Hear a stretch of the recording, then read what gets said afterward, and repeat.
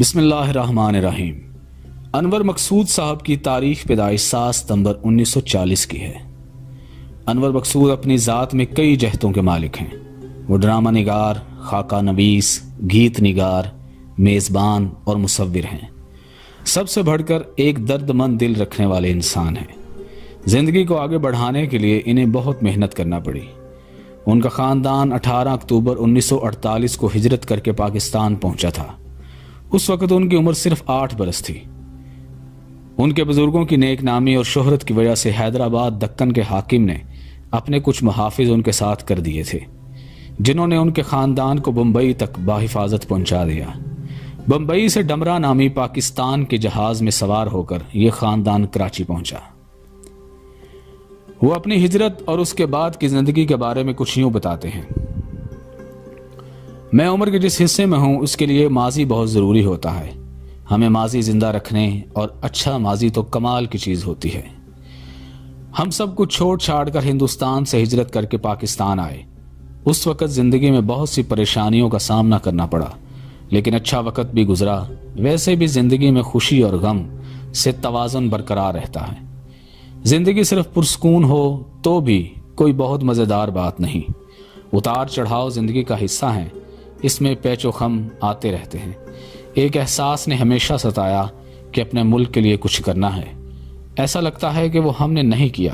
انہوں نے ایک نجی ٹیلی ویژن کے پروگرام میں اپنی پرانی یادوں کو تازہ کرتے ہوئے کہا، اس زمانے میں ٹائیاں اور رومال بنایا کرتا تھا اور بوہری بازار میں جا کر بیچتا تھا۔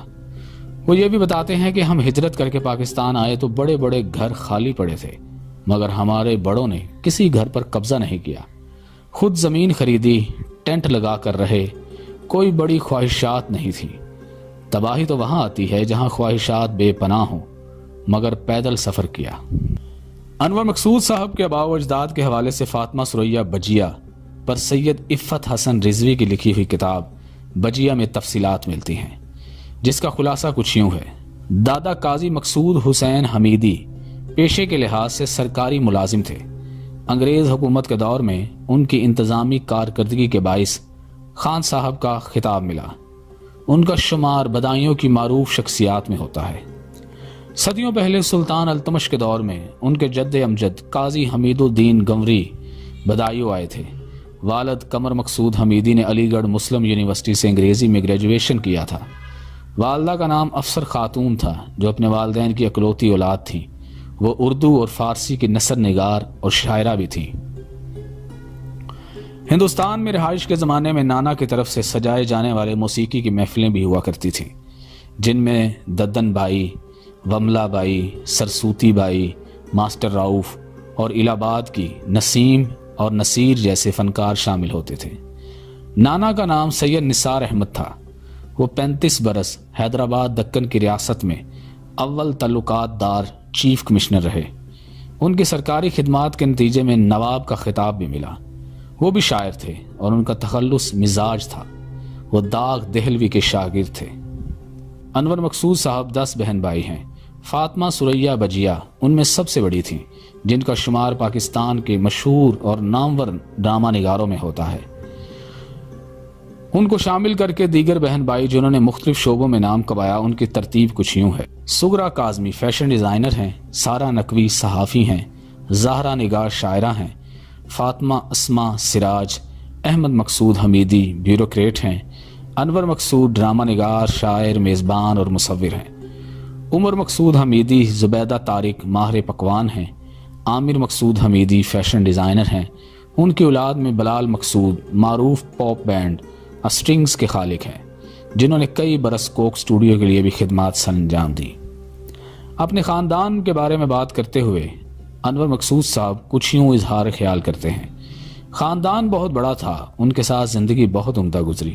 اب تو اپنے بچوں کی اولاد کے لیے دل زیادہ دھڑکتا ہے۔ میں نے لکھنا اپنی بڑی بہن بجیا سے سیکھا، جو ہماری مدر ٹریسا تھی۔ میں آج بھی محسوس کرتا ہوں کہ وہ اور میں ساتھ ساتھ ہیں۔ فاطمہ سریا بجیا نے انور مقصود کے لیے ایک موقع پر کہا تھا کہ وہ اب کسی تعارف کا محتاج نہیں۔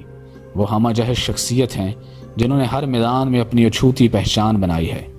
ان کی بہن زبیدہ طارق کا کہنا ہے کہ انور بھائی پورے خاندان کے لیے ایک ایسا کردار ہیں جو ہر دکھ کو اپنی باتوں سے کچھ دیر کے لیے بھلا دیتے ہیں۔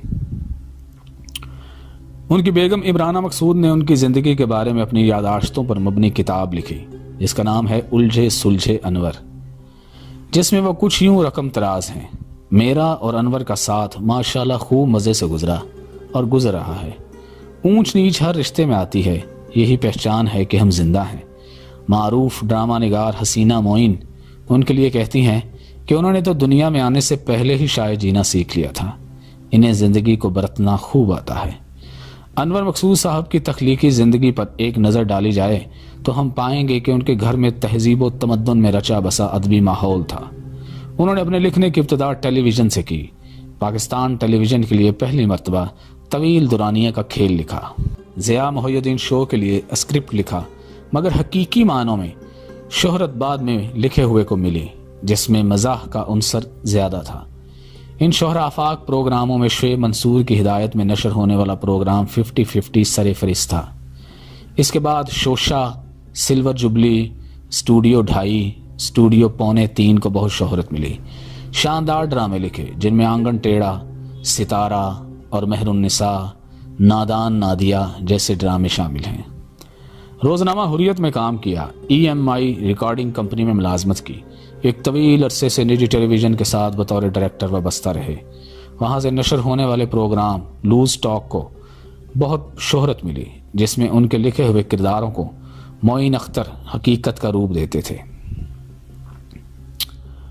ان کی زندگی کتنی کٹھن رہی اس کا اندازہ اس بات سے ہوتا ہے کہ بقول عمرانہ مقصود ڈان گروپ کے مالک حمید ہارون کے کہنے پر انہوں نے بہت سی پینٹنگز بنائیں، ان کی نمائش ہوئی جس سے جو رقم جمع ہوئی وہ حمید ہارون نے انور کو دینے کی بجائے مجھے دی تاکہ اس سے معاشی حالات بہتر ہو سکیں۔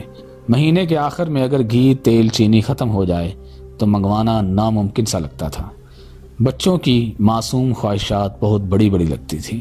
پاکستان کے لیونگ لیجنڈ جناب انور مقصود صاحب کی داستان